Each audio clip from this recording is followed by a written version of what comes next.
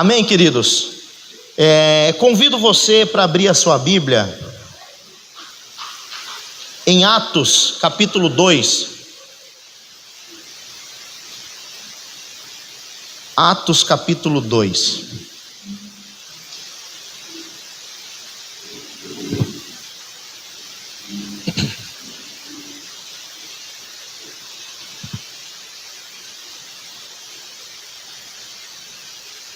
Nós vamos estar fazendo a leitura do versículo 42, depois o versículo 46 e o versículo 47. O saudoso Billy Graham disse que um sermão só ficava bom depois que fosse pregado 60 vezes. Eu preguei esse quarta, então é a segunda vez que eu vou pregar. Ainda eu teria mais 58 para ele ficar bom, né? Mas eu não gosto de repetir sermão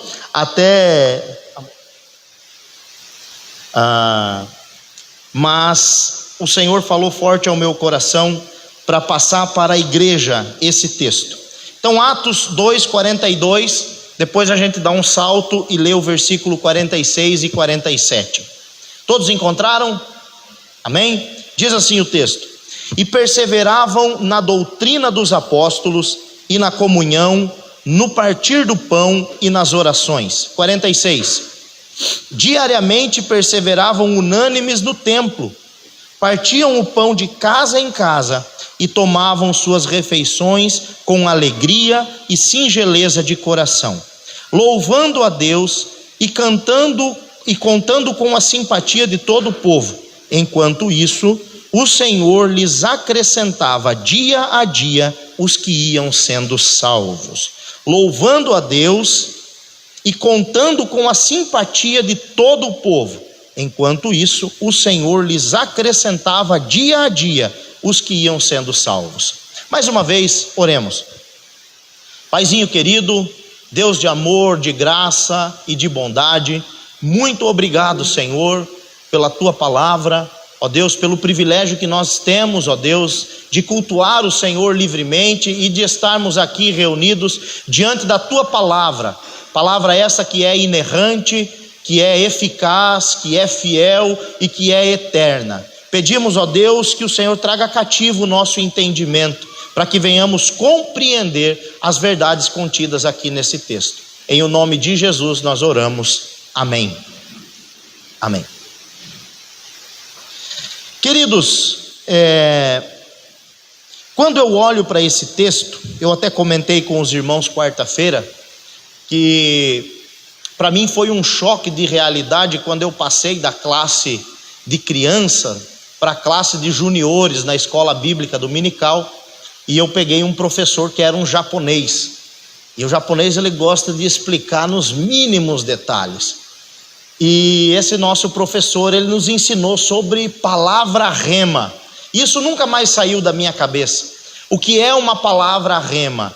Então, todas as vezes que eu vou fazer um devocional, eu olho para o texto e tento perceber ali qual é a palavra que mais me chama a atenção, qual é aquela palavra que me salta aos olhos, o que é que o texto quer falar comigo. E quando eu leio esse texto, diante de tantas palavras lindas que tem aqui, o que me salta aos olhos é a palavra perseverança. É uma palavra que ela se repete. Ela começa no versículo 42, e perseveravam na doutrina dos apóstolos. No versículo 46, mais uma vez, a mesma palavra aparece: diariamente perseveravam unânimes. Só que tudo que está envolvido nesse texto, do 42 ao 47, está debaixo de perseverança. Então eles perseveravam na doutrina, eles perseveravam na comunhão, no partir do pão, nas orações.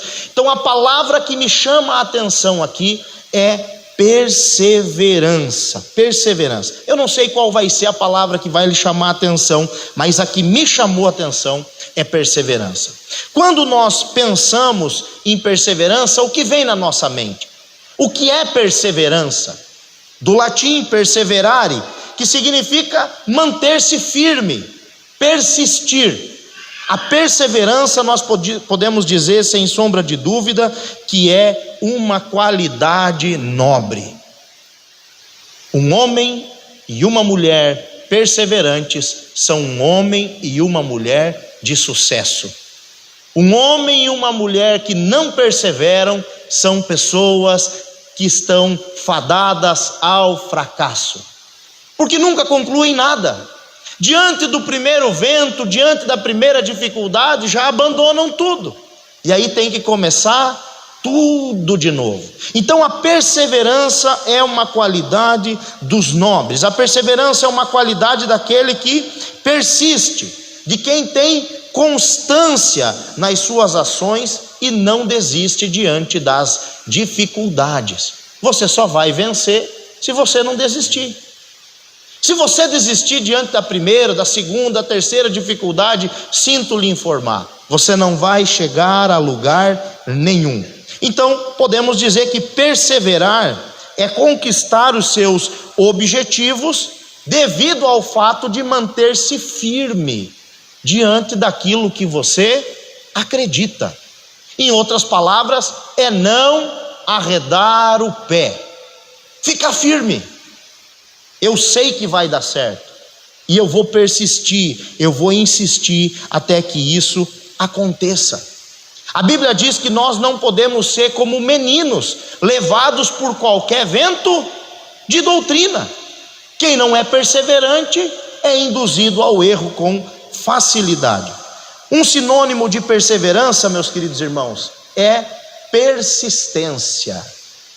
Outro sinônimo de perseverança, tenacidade e também constância. Por isso a palavra de Deus, lá quando o apóstolo Paulo está finalizando o estudo sobre o corpo da ressurreição, ele diz: sejam firmes e constantes, sempre abundantes na obra do Senhor, sabendo que no Senhor o trabalho de vocês não é vão. A perseverança está no âmago das Escrituras. É a qualidade de alguém que é persistente, obstinado e constante.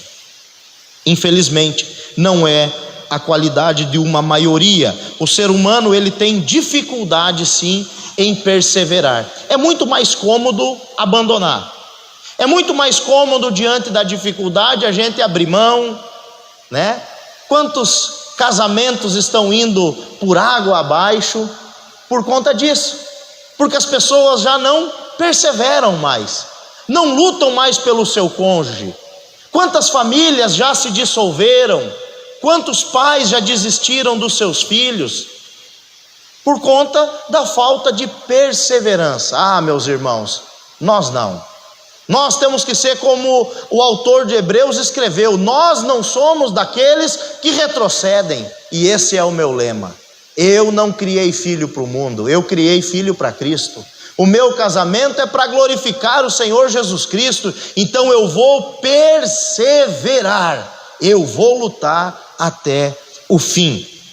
Infelizmente, como eu disse, o ser humano tende a ceder às dificuldades, e nós precisamos aprender a ser perseverantes. Como é que você aprende a ser perseverante? Não desistindo quando a luta vem. Veio a dificuldade, te derrubou, levanta, respira, vê aonde você errou, tenta fazer diferente, mas não desista. Infelizmente, a perseverança, como eu disse, não é uma característica da maioria, principalmente quando nós falamos em assuntos relacionados à fé. Hoje em dia as pessoas trocam de igreja como mudam de roupa. Qualquer problema, e não pode ter nenhum, simplesmente as pessoas viram as costas, batem o pé no chão e vão procurar outro lugar que lhes acolham melhor, que eles se sintam bem.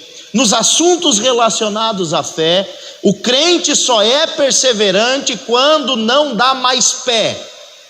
Quer uma prova disso? Seu filho está doente, você levanta meia-noite para orar, você levanta às 3 horas da manhã para orar, você vem na quarta-feira, você não perde um culto, você fica desesperado, você busca Deus, você faz jejum, você faz tudo. Melhorou, as coisas se estabilizaram, o salário está bacana, a conta está positiva, a saúde está legal. a maioria das pessoas não perseveram mais. Abandonam a Bíblia, abandonam as orações, abandonam a comunhão e vão viver a vida. Quando nós falamos a respeito da fé, a perseverança muitas vezes não é vivida no meio dos cristãos. Nós devemos lembrar então, meus queridos irmãos, que o cenário a qual esse texto está escrito era de muita alegria. Cristo havia ressuscitado, Cristo ficou com eles durante 40 dias e agora esta igreja, esses irmãos viram Jesus sendo assunto aos céus a olho nu. Eles estão unidos, unânimes, buscando a Deus. De repente vem o Espírito Santo sobre a vida deles e enche aqueles 120 homens que saem cheios de poder e graça, pregando o Evangelho. 3.000 almas se convertem. É um cenário maravilhoso para a igreja, mas também é um cenário de muitas incertezas, perseguições, e nós vamos ver que no desenrolar da história é um cenário de prisão, de morte, de açoites, mas a igreja continuava perseverante, a igreja continuava firme. Onde estaríamos nós se os nossos pais não tivessem perseverado? Quando nós olhamos para a história, onde estaríamos?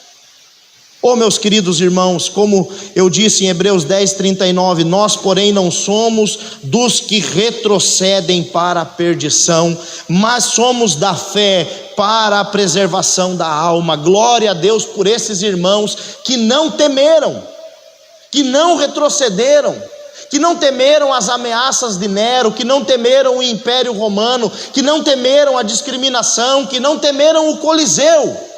Eles perseveraram na doutrina, eles perseveraram naquilo que Cristo tinha lhes dito, e por isso eu e você hoje estamos sentados aqui. A graça nos alcançou porque irmãos nossos do passado não retrocederam na fé, mesmo diante de todas as dificuldades que se instauraram. Eles continuaram firmes. Glória a Deus pela vida desses homens e mulheres. Como disse o apóstolo Paulo em Romanos capítulo 5, ele se gloriava até mesmo na tribulação.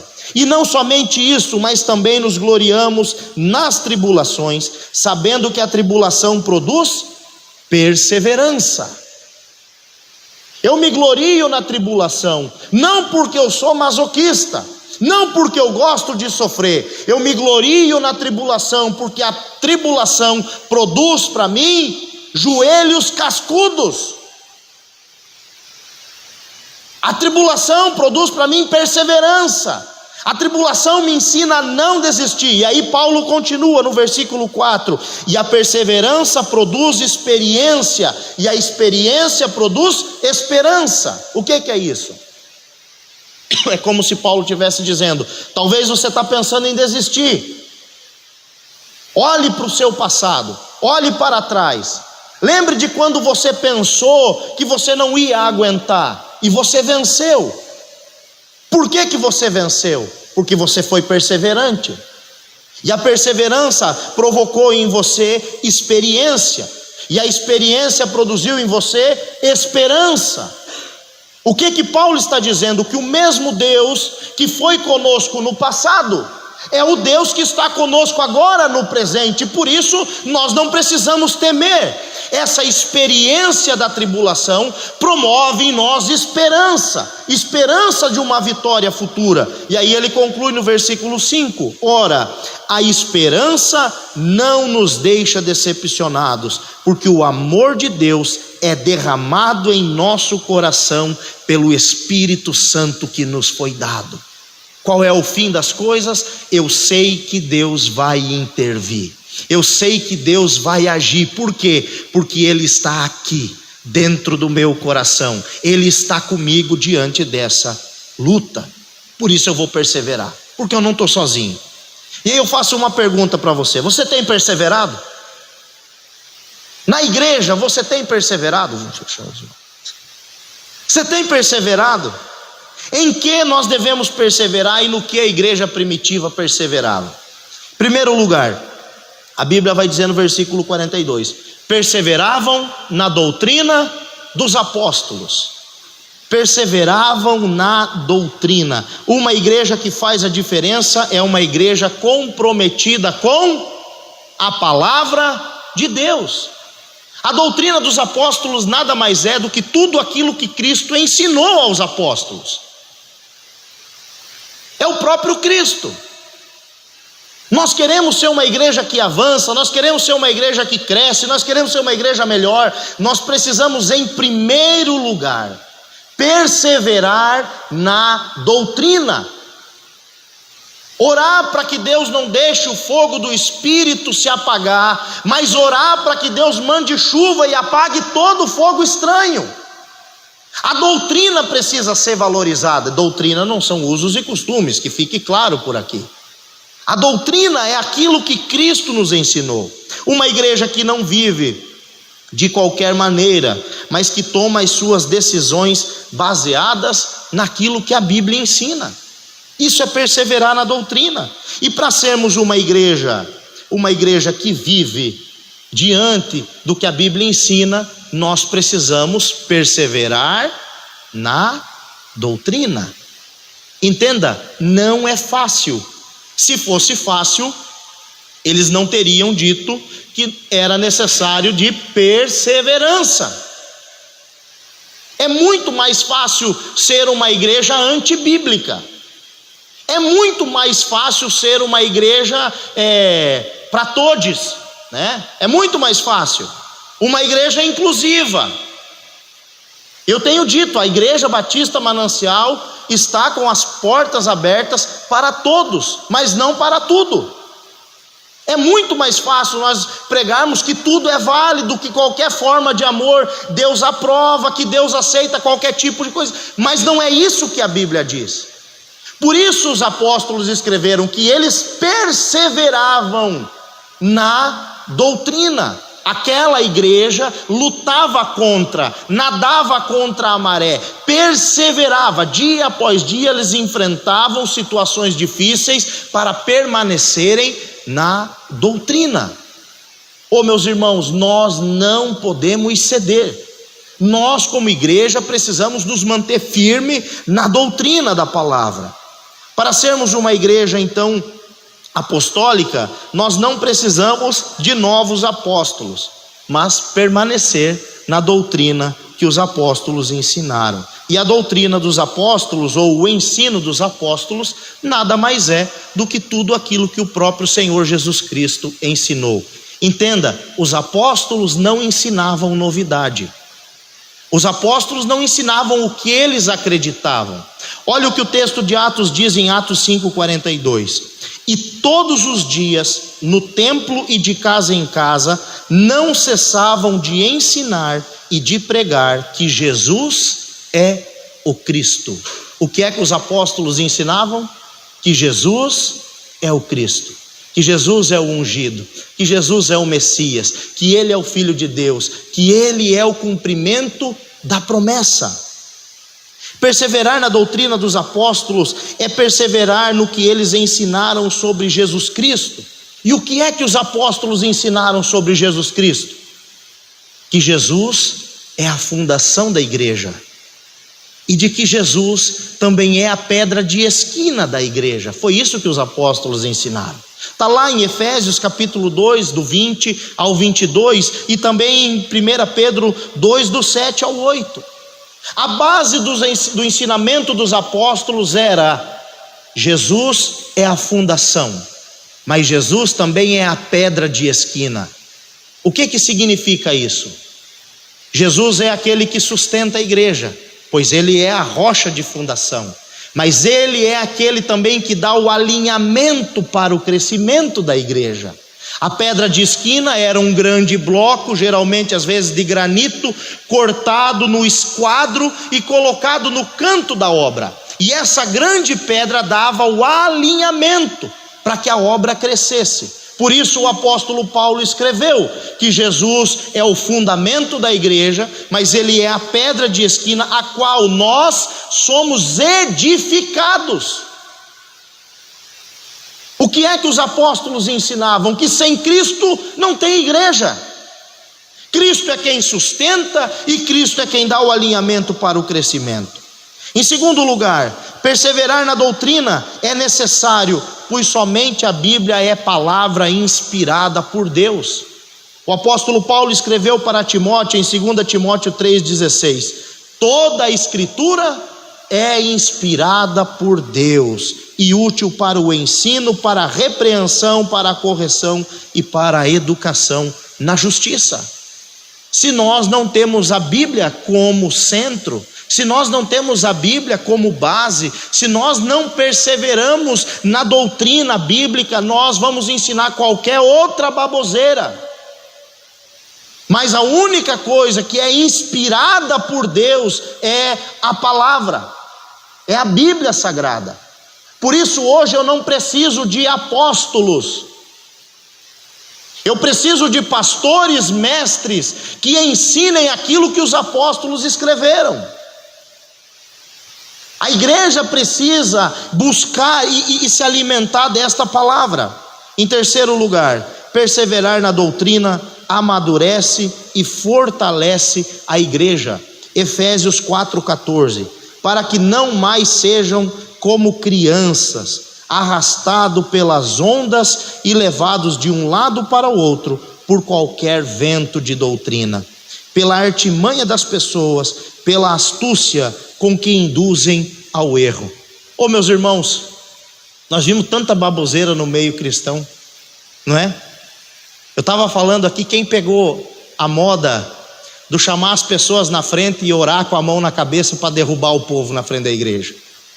Eu fui num culto uma vez que o cara lutou para me derrubar, irmãos, mas ele tentou e ele me empurrou e eu não caía e fiquei de pé ali, daí, sabe, era uma loucura.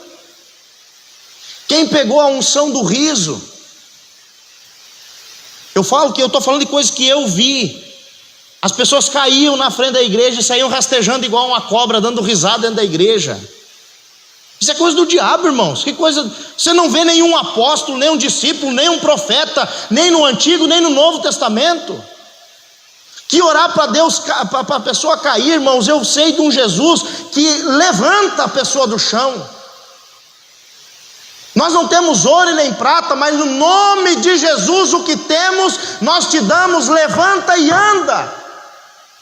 Levanta e anda. A igreja viveu uma onda de G12, M12, que dividiu e arrasou a igreja. Porque agora nós descobrimos a roda, e você tem que ter 12 discípulos, e depois que você ter 12, os teus 12 vão ter 12, e os 12 dos 12 tem mais 12, e nós vamos ganhar o mundo, e vai ser um negócio espetacular. Nós vivemos a doutrina da teoria, não é nem teologia, teoria da prosperidade. Nós vivemos a doutrina, o vento de doutrina da confissão positiva. Diga o que você quer e vai acontecer, do poder da palavra. E isso foi pregado de púlpito. E igrejas que não estão firmadas na palavra, homens e mulheres, jovens e crianças que não estão firmados na palavra, são levados como a onda e não chegam a lugar nenhum, arrastados por qualquer vento de doutrina. Por isso, persevere na doutrina dos apóstolos, persevere estudando a Bíblia. Em segundo lugar, perseverar na comunhão, ainda no versículo 42. Uma igreja é perseverante quando há unidade entre o povo, um sustenta o outro nas suas dificuldades. Colossenses capítulo 3, versículo 13 diz assim: suportem-se uns aos outros. Agora o problema é que as pessoas interpretam, os crentes interpretam esse versículo errado. Na língua portuguesa, suportar significa tolerar. Como assim? Eu tolero esse irmão, é um mala sem alça.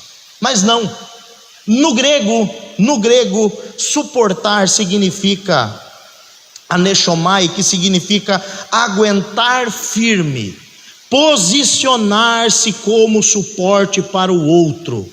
Em letras traduzidas, ser um pilar, ser uma coluna. Essa laje que está aí e os irmãos estão sentados embaixo, só está de pé porque ela está sendo sustentada por colunas.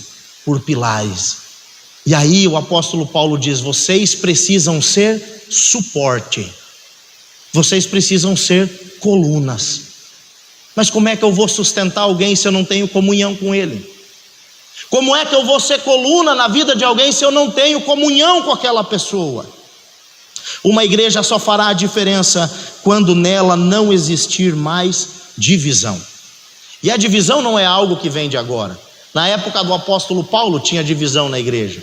E uns diziam: eu sou de Paulo, eu sou de Apolo. E Paulo vai dizer: quem é Paulo? Quem é Apolo?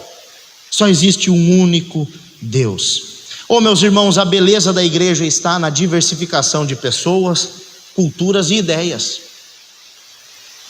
É os diferentes caminhando junto, é os diferentes unidos, debaixo de um mesmo ideal, debaixo de um mesmo propósito, adorando o mesmo Deus, mas na sua singularidade, na sua particularidade. Você é um ser humano ímpar. Deus criou você único do jeito que você é, e Deus quer usar você do jeito que você é. Agora nós precisamos nos encaixar. Filipenses 2:2 diz assim: então completem a minha alegria, tendo o mesmo modo de pensar, tendo o mesmo amor e sendo unidos de alma e mente. Esse é o propósito da igreja, nós andarmos unidos. A igreja primitiva, ela nutria a comunhão dos salvos. Eles perseveravam, eles permaneciam em união, eles não tinham apenas uma afeição uns pelos outros. Diz o texto no versículo 46, que eles partiam o pão de casa em casa e tomavam as suas refeições com singeleza de coração. Quando foi a última vez que você visitou o seu irmão? Eu sei que nós temos mais intimidades com um do que com outros, mas nós somos todos irmãos. Talvez você está precisando visitar mais pessoas. Entenda que o ministério de visitação não é só do pastor, não. Aquela igreja, eles perseveravam na comunhão e no partir do pão de casa em casa, de casa em casa. Terceiro lugar, perseveravam na oração. A igreja precisa perseverar no zelo da doutrina, a igreja precisa perseverar na comunhão dos irmãos, mas a igreja também precisa perseverar nas orações. Diz o texto que eles perseveravam unânimes, obedecendo a ordem de Cristo. Cristo falou para eles: olha, voltem e fiquem unidos. E em Atos capítulo 1 diz que eles perseveravam unânimes em oração, inclusive com as mulheres e Maria, mãe de Jesus. Todos estavam unidos orando. Aquela igreja tinha uma agenda de oração. Eles oravam, e eles oraram também para escolher o substituto de Judas Iscariotes. Ainda em Atos capítulo 1, Pedro e João, quando estavam indo para o templo orar às 9 horas da manhã, eles foram usados por Deus para curar aquele paralítico. Eles estavam orando quando veio o Espírito Santo. Depois que Pedro e João foram libertos, porque curaram o paralítico, diz o texto que eles se reuniram com a igreja e foram orar, e aquele lugar tremeu. Eles oraram para escolher aqueles 7 homens que iam servir as viúvas helenistas. Eles oraram e impuseram a mão sobre eles.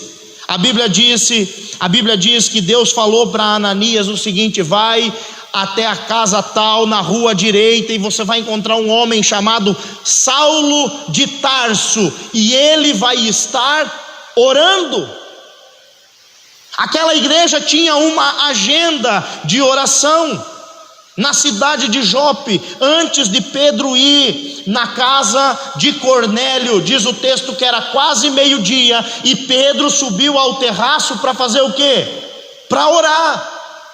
Em Atos capítulo 12, Tiago já tinha sido morto, Pedro ia ser morto no outro dia, estava dormindo, mas o texto diz que aquela igreja perseverava em oração.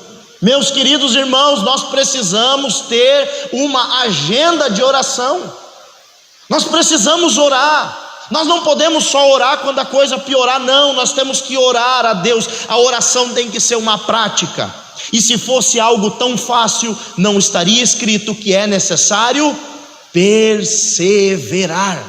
Eles perseveravam na doutrina, eles perseveravam na comunhão e eles perseveravam na oração. Talvez você não está vivendo o melhor de Deus na sua vida, ou você não está vivendo o milagre de Deus na sua vida, porque você não está orando. A sua oração não vai mudar a vontade de Deus, mas a sua oração vai alinhar o seu coração com Deus.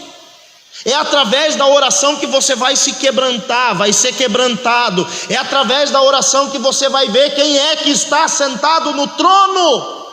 É através da oração. É quando eu coloco o meu joelho no chão e a boca no pó e digo: só tu és Deus, só tu podes fazer, só o Senhor pode intervir na minha história.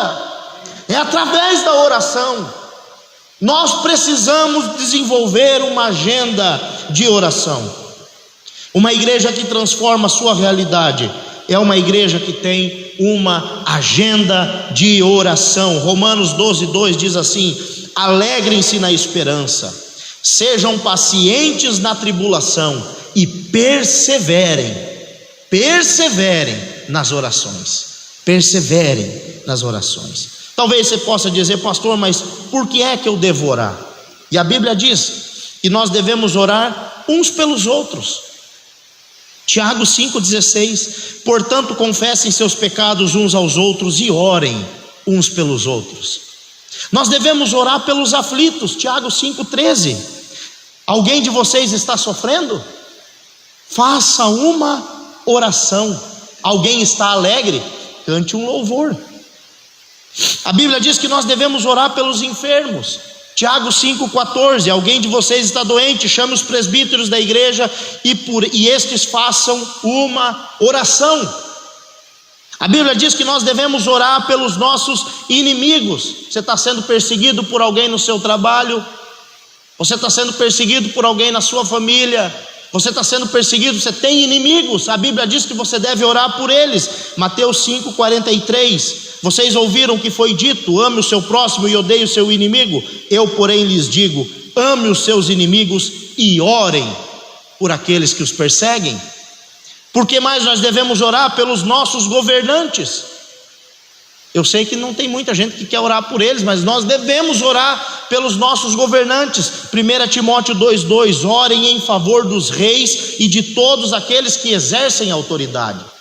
Por quem mais devemos orar? E a Bíblia diz que nós devemos orar para todos os homens, por todos os homens. 1 Timóteo 2,1: antes de tudo, peço que se façam súplicas, orações, intercessões e ações de graça em favor de todas as pessoas. Por último, devemos orar por nós mesmos. O próprio Cristo disse: vigiem e orem, para que vocês não caiam em tentação. O espírito, na verdade, está pronto, mas a carne é fraca. Mateus 26:41. Em quarto e último lugar, devemos perseverar em congregar. Versículo 46 e 47, as primeiras frases dizem assim: diariamente perseveravam unânimes no templo, louvando a Deus. Uma igreja que marca o mundo é uma igreja que ama cultuar o seu Deus. Uma igreja que marca o mundo é uma igreja que ama estar reunida. Oh, meus irmãos, levantou-se aí uma questão maligna e antibíblica, dizendo que eu sou a igreja. Não, você não é a igreja. Você é membro do corpo de Cristo. Você é um membro. Toda vez que a Bíblia fala sobre nós sermos a igreja, é no plural. E Paulo vai dizer: vós sois templo do Espírito Santo. Vós sois templo de Deus. Vocês são. Quando nós estamos reunidos, unidos, aí sim, nós somos templo. Mas de maneira individual, nós somos membros do corpo. Nós somos membros do corpo. Nós só somos igreja quando nós estamos reunidos em adoração e em comunhão a Deus. Infelizmente se instalou aí em alguns um individualismo bobo e maligno. Alguns crentes chegam a pensar que não precisam mais de ninguém. É óbvio que você tem que ter o teu momento com Deus. Você pode prestar o seu culto a Deus e você deve fazer isso. Mas nós devemos lembrar que é uma ordem, que há uma ordem para que nós venhamos nos reunir em união com a igreja. Porque toda vez que a igreja se reúne, ela causa um grande impacto. Toda vez que a igreja se reúne, que a união da igreja, ela promove um fervor. A Bíblia diz que é o ferro com ferro que se afia. É na união. Se você ficar sozinho, distante, você vai perder o fio. É aqui dentro que você vai ser afiado. É aqui dentro que você vai ser desbastado. A união da igreja, ela promove fervor, ela promove estreitamento de laços, aprendizado, cura, comunhão. É através da união da igreja que nós vamos atingir a unidade, não é a uniformidade. Deus não quer um povo padronizado no sentido de um mesmo corte de cabelo, um mesmo biotipo de corpo. Não é isso, meu querido irmão, isso é uniformidade. Deus quer unidade. O corpo é formado por um tipo de membro só? Sim ou não? Não. Imaginou um corpo, só um olhão, que coisa mais feia que ia ser? Os olhos são bonitos, mas se o corpo fosse só cheio de olho, ia ser coisa mais feia. Eu sei que na igreja tem umas apendicites, mas é necessário. Tem uns dentes cisos, é necessário, é membro do corpo. Nós precisamos entender que no corpo existem membros, e Paulo vai dizer que nós julgamos que são mais honrados do que os outros, mas eles fazem parte do corpo. E a beleza do corpo, a noiva de Cristo, grave isso, não é uma noiva mutilada. A noiva de Cristo não é uma noiva maneta. A noiva de Cristo tem os 2 pés, tem as 2 mãos, tem os braços, tem tudo a noiva de Cristo. Se você não está inserido na igreja, significa que você é um membro que está apodrecendo lá fora. A noiva de Cristo não foi esquartejada. A noiva de Cristo é o corpo, do qual o próprio Senhor Jesus é a cabeça. A cabeça. Hebreus 10, 25. Não deixemos de nos congregar como é costume de alguns. Pelo contrário, façamos admoestações, ainda mais agora que vocês veem que o dia se aproxima. Não deixem de congregar, como é costume de alguns. Meus irmãos, quando a igreja se reúne, ela promove louvor e adoração. Quando a igreja se reúne, ela promove comunhão e unidade. E tudo isso resulta lá fora em simpatia. E aí o texto termina dizendo o seguinte: que enquanto eles permaneciam, perseveravam nessas atitudes, Deus, dia a dia, ia acrescentando aqueles que iam sendo salvos. Muitas vezes nós estamos preocupados: como é que nós vamos fazer para ganhar almas para Jesus? Estratégia, eu preciso de estratégia de evangelismo. Tudo isso é legal, irmãos. Tudo isso é legal. Depois que eu aprendi a perseverar na doutrina, depois que eu aprendi a perseverar na comunhão, depois que eu aprendi a perseverar na oração, tudo isso é válido depois que eu estou perseverante na doutrina dos apóstolos. Tudo isso é válido, meus irmãos, mas é necessário primeiro aprender que nós precisamos perseverar na comunhão, na doutrina, na oração e também na alegria de congregar. Quando nós fizermos isso, Deus, porque é Ele quem faz, é o Espírito Santo quem convence o homem do pecado, da justiça e do juízo. Ele vai acrescentar dia a dia aqueles que vão sendo salvos. Amém? Por isso, se nós quisermos impactar a nossa geração, nós precisamos ter essas marcas, as marcas da perseverança. No que é que você desistiu? O que você abandonou? O que você parou? No que você não está mais perseverando? No que você precisa perseverar mais? Talvez como membro desse corpo, membro desta igreja, da Igreja Batista Manancial, no que você precisa perseverar, persistir, insistir? É na doutrina?